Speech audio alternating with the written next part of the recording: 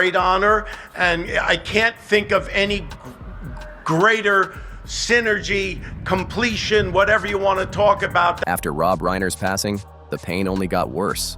When the funeral ended, the air got heavy with tension. What started as silent grief turned into something messy and raw. When the will was read, Roy and Jake Reiner got slammed with a shock they never saw coming. Rob's entire $200 million fortune was left to charities, not the family. All those years of hard work and legacy suddenly belonged to strangers. Rob, the son of Hollywood legend Carl Reiner, had built his own empire, earning deep respect as a filmmaker. But the moment the truth hit, emotions exploded, first shock, then disbelief, then straight-up anger. Sources say Jake didn't hold back, saying it felt like their parents chose the world over their own blood. That sense of being erased from their own family cut deep. Phones lit up, lawyers jumped in, and what started as mourning quickly turned into a full-blown legal war that everyone in Hollywood started talking about. As the days went by, new details started leaking out, peeling back layers of the Reiner family that had always stayed hidden. Nearly 2 weeks after the shocking events of December 14, 2025. When Rob Reiner and his wife, Michelle Singer Reiner, were found unresponsive in their Brentwood home, the family finally got a quiet moment to say goodbye in private. This happened only after the Los Angeles coroner wrapped up all required examinations. Once everything was cleared, their remains were released to the family. By December 19th, records showed their eldest son, Jake Reiner, listed as the official informant on both certificates, the one who received their ashes. Documents from the Los Angeles County Department of Public Health confirmed that Rob and Michelle had finally been laid to rest. Their cremation took place at Mount Sinai Mortuary, a historic Jewish funeral home in the Hollywood Hills with deep roots in the entertainment world. The site, closely tied to Mount Sinai Memorial Park, holds powerful meaning in the Jewish community and is often chosen by Hollywood legends. Everything moved fast, honoring traditions that value quick burial arrangements. In the days after, Roy and Jake disappeared from the public eye media. No appearances, no statements. Just a small circle of close friends and family standing by their side. In a deeply emotional gesture, Rob and Michelle's ashes were brought to Jake's home, so even in loss, the family could still keep them close. In those heartbreaking days, insiders revealed that no final decision had been made about Rob and Michelle's permanent resting place. Some whispered that the ashes might be scattered somewhere deeply personal, while others believed a portion could stay within the family cemetery. But that quiet peace didn't last long. Soon, cameras caught Roy and Jake walking into a top-tier Beverly Hills law firm famous for handling explosive inheritance battles. Dressed head to toe in dark clothes and hiding behind sunglasses, their body language said it all. This wasn't over. The pain on their faces was impossible to miss, exhaustion and heartbreak blending into one as paparazzi swarmed the scene. They didn't say a single word. The silence hit louder than any statement could. Flashes went off non-stop, questions were screamed from every direction, and before the day was even over, those photos flooded the internet.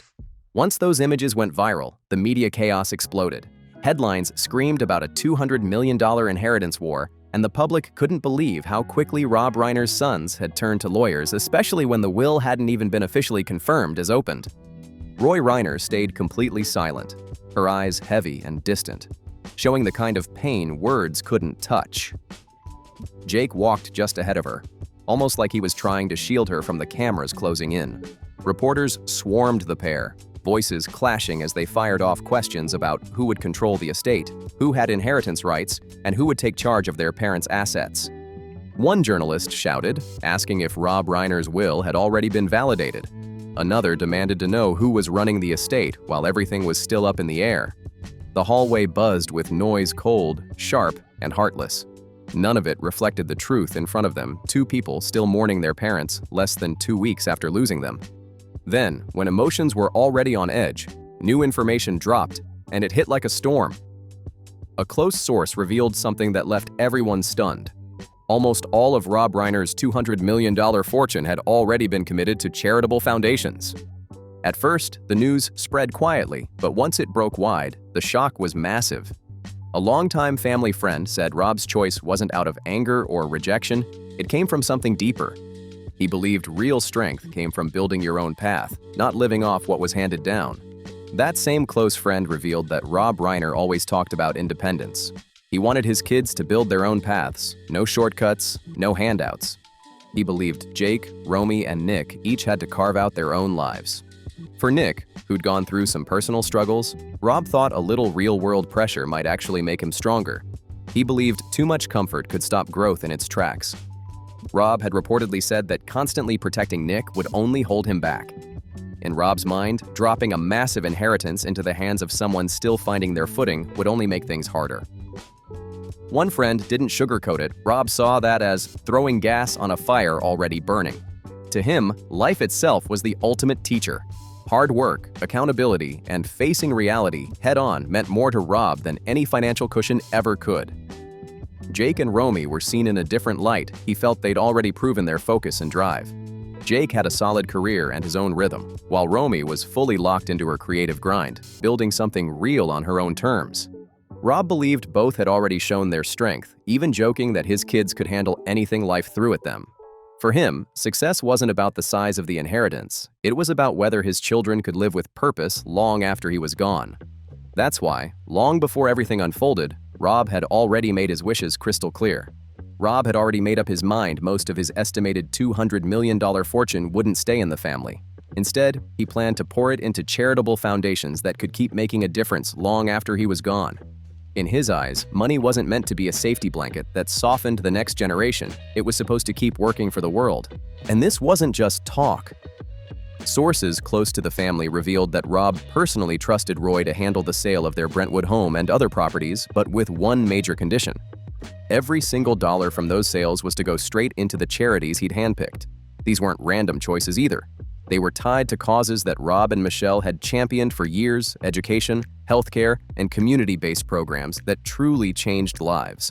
One longtime family friend remembered a calm conversation from a regular evening that now feels almost haunting. Rob had said, "Parents don't live to pave the road for their children. Parents live to teach them how to walk on their own." That belief never left him. He knew his kids might feel hurt or even betrayed, but he trusted that, with time, they'd understand what he was trying to do. Still, once tragedy struck, that powerful philosophy suddenly became a lot harder to live with. Even though Nick wasn't officially cut out of his inheritance due to the ongoing investigation tied to him, not one of the Reiner children received a single cent. That reality hit Jake and Roy like a punch to the chest. What came next wasn't just paperwork or legal talk, it was grief transforming into quiet rebellion behind closed doors. Inside a sleek Beverly Hills law firm, the atmosphere was thick with disbelief. Sources say Roy, crushed by emotion, broke down and said, "This isn't fair." Jake's reaction came fast and fierce. He reportedly snapped, saying, "They chose to take care of the world but forgot about their own children." Those words didn't come from greed. They came from heartbreak, from feeling erased by the same parents who had raised them with love and strong values. They weren't against the charities or their parents' generosity. They were hurt about being left out of their own family's story. Determined to fight back, Jake and Roy started digging into every possible legal option, checking trust documents, timelines, and fine print clauses that might be open to challenge. Before long, they built a powerhouse legal team known for shaking up Hollywood's toughest inheritance cases. Leading the charge was Daniel Kraus, the lawyer nicknamed the man who overturns unbreakable wills, joined by Evelyn Hartman, a sharp expert in charitable trust disputes. Their first meeting? Intense, emotional, and brutally real. Kraus didn't sugarcoat anything. He reportedly told them flat out, "If you want fairness, this is going to be a long and brutal fight." But Jake didn't blink. He shot back instantly. "We're not afraid. We've already lost everything." Witnesses said the words hit the room like a gavel-heavy final, straight from the heart. From that moment, the plan began taking shape fast. Their legal strategy zeroed in on challenging the charitable foundations themselves, arguing that the setup unfairly cut the biological children out of their parents' legacy. In private talks, the siblings' intentions became crystal clear. This wasn't about settling for scraps. Roy, softer in tone but just as fierce, reportedly said, "I don't want a portion. I want it all. They're gone, and we've been left with nothing." Attorneys warned them that targeting public charities could backfire, possibly damaging their parents' image and reputation. But emotions were already running the show. Logic had no seat at that table anymore. Jake stood firm, refusing to back down even for a second. "Public opinion isn't my family," he reportedly said, and that one line summed up the storm tearing through the Reiner family. This had gone way past grief. It was now a raw, painful war between loyalty and heartbreak, where principle collided head-on with loss behind closed doors. The legal team went all in, gathering everything they could find: personal journals, old emails, handwritten notes, even private reflections Rob had never meant for anyone else to see. The strategy wasn't about tearing down his reputation. It was about questioning whether his final choices truly showed where his heart and mind were in those last moments. From day one, Krauss made it clear, this isn't just about money. He told them straight, this is about redefining what your father's legacy really means.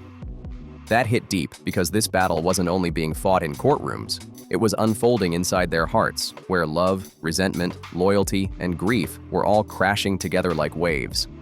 The same values Rob had preached for decades, independence, accountability, self-reliance, had now become the fire driving his children to fight back.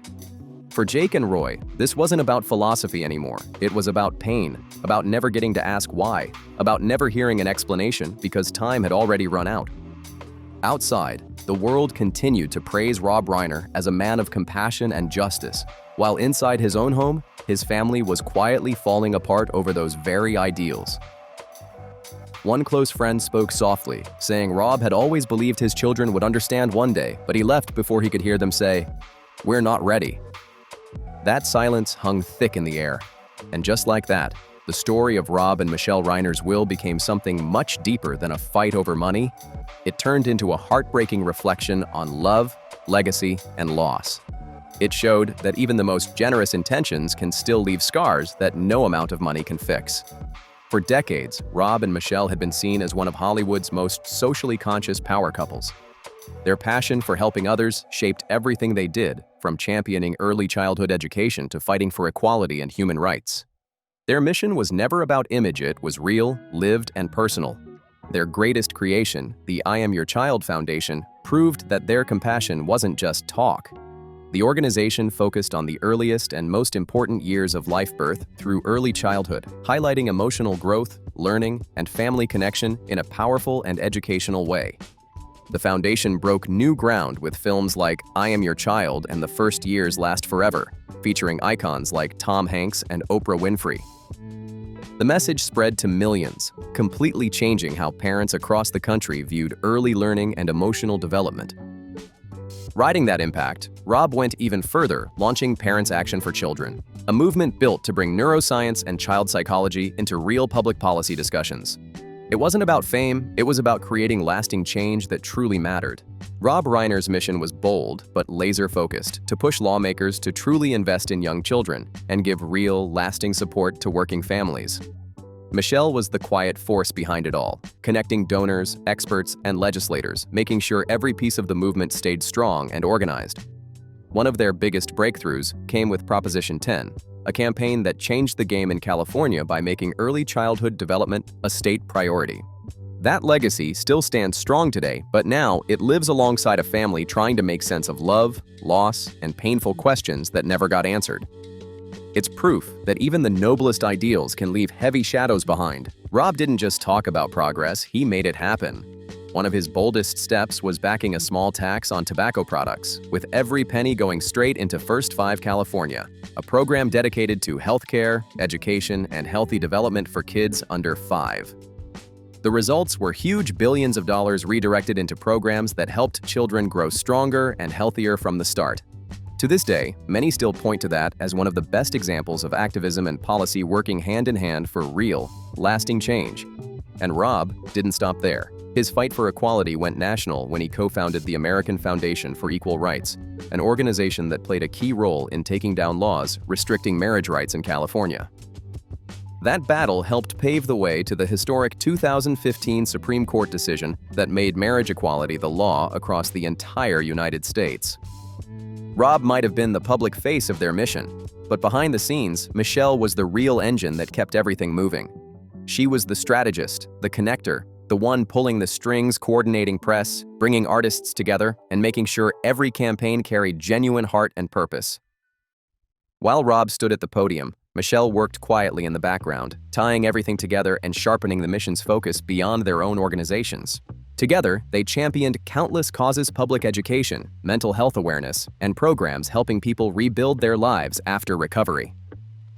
Most of their generosity never made headlines because Rob always believed that true charity didn't need applause or spotlight, it just needed action. Even through his films, Rob wove activism into storytelling. His projects carried deeper messages about empathy, humanity, and responsibility. He often turned movie screenings into charity events, raising funds for child education, civil rights, and local community work, all while blending entertainment with impact. Michelle, as a producer, was the perfect partner in that vision. She brought creativity and compassion together like two sides of the same coin. What many people didn't know was that both Rob and Michelle served on multiple advisory boards across California, especially those focused on child welfare and early education. And they didn't just lend their names, they showed up. They sat through long meetings, reviewed every report, and even debated budgets to make sure the money truly reached the people who needed it most. This wasn't surface-level involvement. It was real, hands-on dedication that shaped everything they built. One of the biggest financial turning points came back in 1987 when Rob co-founded Castle Rock Entertainment, a company that soon exploded into one of Hollywood's biggest success stories. It produced timeless hits like Seinfeld and The Shawshank Redemption.